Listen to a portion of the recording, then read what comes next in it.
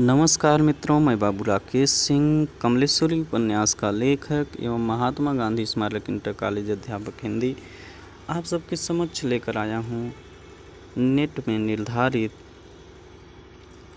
माधवराव सप्रे की कहानी एक टोकरी भर मिट्टी।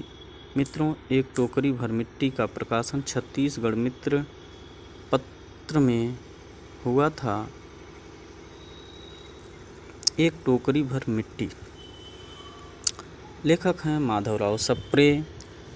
किसी श्रीमान जमींदार के महल के पास एक गरीब अनाथ विधवा की झोपड़ी थी। जमींदार साहब को अपने महल का हाथा उस झोपड़ी तक बढ़ाने की इच्छा हुई। विधवा से बहुतेरा कहा कि अपनी झोपड़ी हटा ले, पर वह तो कई जमाने से वहीं बसी थी। उसका प्रिय पति और इकलौता पुत्र भी उसी झोपड़ी में मर गया था। पतोहू भी एक 5 वर्ष की कन्या को छोड़कर चल बसी थी। अब यही उसकी पोती इस वृद्धा काल में एकमात्र आधार थी।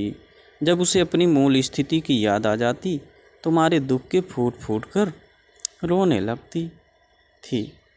और जब से उसने अपने श्रीमान पड़ोसी की इच्छा का हाल सुना, तब से वह मृतप्राय हो गई थी। उस झोपड़ी में उसका मन लग गया था कि बिना मरे वहाँ से वह निकलना नहीं चाहती थी। श्रीमान के सब प्रयत्न निष्फल हुए। तब वे अपनी जमींदारी चाल चलने लगे। बाल की खाल निकालने वाले वकीलों की थैली गरम कर उन्होंने अदालत से झोपड़ी पर अपना कब्जा करा लिया और विधवा को वहाँ से निकाल दिया। बेचारी अनाथ तो थी ही, पास पड़ोस में कहीं जाकर रहने लगी।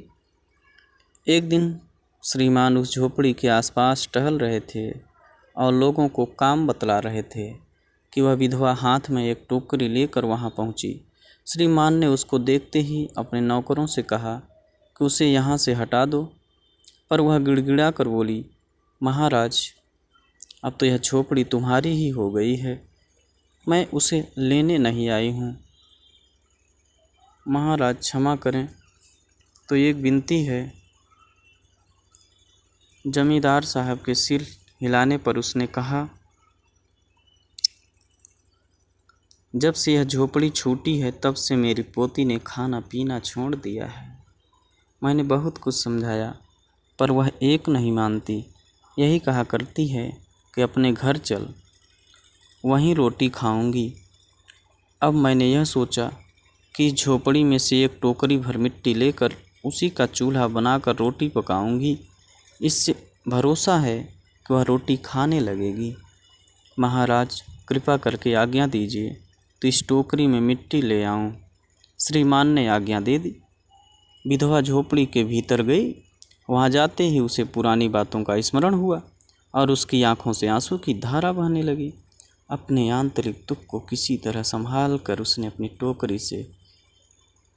टोकरी मिट्टी से भर ली और हाथ से उठाकर बाहर ले आई।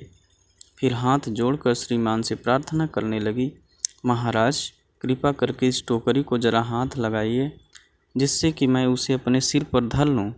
जमींदार साहब पहले तो बहुत नाराज हुए, पर जब वह बार बार हाथ जोड़ने लगी और पैरों पर गिरने लगी तो उनके मन में कुछ दया आ गई। किसी नौकर से न कहकर आप ही स्वयं टोकरी उठाने आगे बढ़े। ज्यों ही टोकरी को हाथ लगाकर ऊपर उठाने लगे, त्यों ही देखा कि यह काम उनकी शक्ति के बाहर है। फिर तो उन्होंने अपनी सब ताकत लगाकर टोकरी को उठाना चाहा, पर जिस स्थान पर टोकरी रखी थी वहाँ से वह एक हाथ भी ऊंची न हुई। वह लज्जित होकर कहने लगे, नहीं, यह टोकरी हमसे न उठाई जाएगी। यह सुनकर विधवा ने कहा, महाराज, नाराज न हूँ, आपसे एक टोकरी भर मिट्टी नहीं उठाई जाती और इस झोपड़ी में तो हजारों टोकरियां मिट्टी पड़ी हैं।